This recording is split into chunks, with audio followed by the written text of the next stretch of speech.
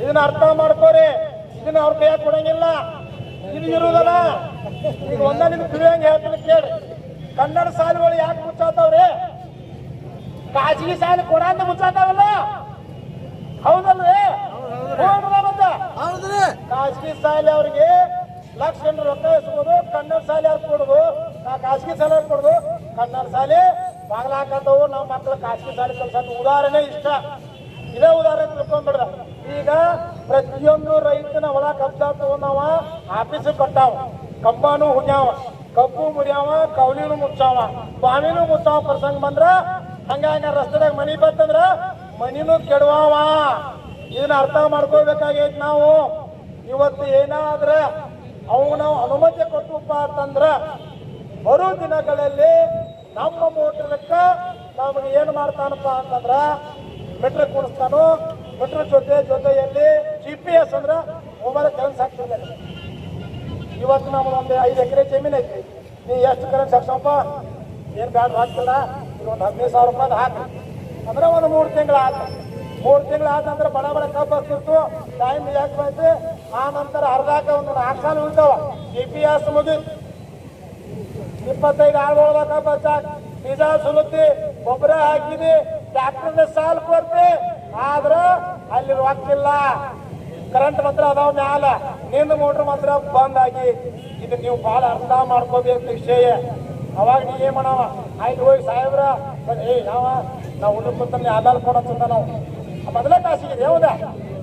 Server ಹೋದ್ರೆ ಏನ್ ಮಾಡೋದು? ಮಾತ್ರ 3 ತಾಸ. ಅವಾಗ ಅವ ಏನ್ ಮಾಡ್ತಾನ? ನಿಮ್ ರೊಕ್ಕ ತಗೊಂಡಂತ ಈಗ ರೊಕ್ಕ ಕೊಟ್ರೆ ಸಾಯಂಕಾಲ 5 ಗಂಟೆಗೆ ರಾತ್ರಿ ಹಾಕ್ತಾನೆ. ಅದ್ ಹಾಕಿದ 3 ದಿವಸ ನಂತರ ರಿಚಾರ್ಜ್ ಆಕೈತಿ. ಇದನ್ನ ತಲೆಯಾಗಿ ಇಟ್ಕೋರಿ. ಮೊದಲು ಮತ್ತ ರೊಕ್ಕ ಹಾಕಿದ 3 ದಿವಸದ ನಂತರ ಅದು ರಿಚಾರ್ಜ್ ಆಕೈತಿ. ಬೀಜ ಒಣಗಿ, ಗೊಬ್ಬರ ಹಾಳಾಗೋದು, 15 ಮಂದಿ ಲೇಬರ್ ಹೋದ್, ಆ ನಂತರ ಡಾಕ್ಟರ್ ಬಾಡಿಗೆ ಕೊಡ್ಬೇಕು. ಬರೀ 4 ರಿಂದ 5 ಸಾವಿರ ರೂಪಾಯಿ ಬಂದಿದೆ. ಇದಕ್ಕೆ ನೀವೇನಂತೀರಿ? ಇಂಥ ಯೋಜನೆ, ಇಂಥ ಒಂದು ಸರ್ಕಾರ ಬೇಕೇನ್ರಿ? ಬೇಡ ಅದಲ್ಲ. ನೋಡಿ ಹೆಣ್ಮಕ್ಳು ಎಲ್ಲ ಗಂಡಸರಿದ್ರಿ, ಹಂಗ ಹೆಬ್ಬಸ್ರಿಕಾಯಿ ಹೆಣ್ಮಕ್ಳು ಇದೆ. ಎಲ್ಲರೂ ಹುಡುಗರ ರೈತರ ಮಕ್ಕಳು ಇದ್ರವ. ನೀವು ನಾಚೋದಲ್ಲ. ಪಿಕ್ಚರ್ ನೋಡಕ್ ಬಂದಿಲ್ಲ. ನಮ್ಮ ಕಷ್ಟ ನಾವು ತೊಡ್ಕೊಳಕ್ ಬಂದಿದ್ದು. ಈಗ ಹಿಡಿದು ಶೇರ್ ಮಾಡ್ತಿದ್ದು, ಅಲ್ಲಿ ನೀರು ಹೋಗಿಸ್ತಿದ್ದು, ಹುಲ್ಬ್ಯಾಟದಾಗ ತುತ್ತಾದಾಗ ಕಟಾಪುರ ಚಾಕ್ ಹಾಕ್ತಿದ್ದು. ಈಗ ಹಂಗಿಲ್ರಿ. ಸ್ವಲ್ಪ ದೀಪ ಐತಂದ್ರೆ ಒಟ್ಟು ಕಟ್ಟೋಂಗಿಲ್ಲ. ಒಂದು ಬೇಗಿ ಕೊಟ್ಟುದಿಂಗ ಪುಲಕ ಯಾಕ ಬಾಳ ನಿಂತಿದ್ರೆ ನೀರು ಕರೆನ್ಸಿ ಹೋಗಿರ್ತೈತಿ ಅಲ್ಲಿ. ಹೌದಲ್ರಿ? ಮತ್ತೆ ಕರೆನ್ಸಿ ರೊಕ್ಕ ಹೋಗಿರ್ತೈತಿ. ಏಪ್ಪ ಬಗ್ಗೆದಾರ ತೊಂದ್ಬರೋ, ತಮಿಗೇರ ತೊಂದ್ಬರೋ, ಅವನವನು ನೀರು ಏರುವಂತ ಬೀಸದವ್ ಅಂತೇಳಿ ಗೊಜ್ಜಾಕ್ ಹಚ್ತಾರ. ನಮ್ಮನ್ನ ಗೊಜ್ಜಾಕ ನೀರ ಬಾಳ ಹುಷಾರಿರ್ಬೇಕಾಗೈತಿ ನಾವ. ಯಾಕೆ ಈ ಮಾತು ಹೇಳತ್ತಂದ್ರ ಬರೀ ರೈತರಿಗೆ ಅಟ್ಟ ಅಲ್ಲ.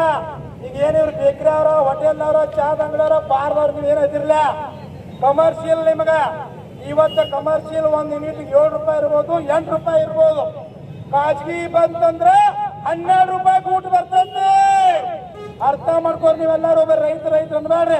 ಪ್ರತಿಯೊಬ್ಬ ವ್ಯಕ್ತಿಗೆ ಬದನಿಗೂಟ ಹಾಕಾಕ ಬಂದೈತಿ ಕರ್ನಾಟಕ ಸರ್ಕಾರ. ಆ ಬದನಿಗೂಟ ಸಂಬಂಧ ನಾವು ರಂಟೆ ತಂದಿಡ್ರಲ್ಲಿ. ಉದ್ರಂಟೆ ಅಡ್ವಾನ್ಸ್ ರಂಟೆ ತೋರ್ಸುದವ್ರಿಗೆ ಅದ್ರ ಓಡ್ಬೇಕಾದ ಕೂಟ ರತ್ತವ್ರು. ಇದೆಲ್ಲ ಯಾಕೆ ಅರ್ಥ ಮಾಡ್ಕೋತು ಅಂದ್ರ ಬರೀ ರೈತರಿಗೆ ಅರ್ಥ ಅನ್ಬೇಡ್ರಿ. 12 ರೂಪಾಯಿ 7 ರೂಪಾಯಿ ಇನ್ನಿಟ್ಟು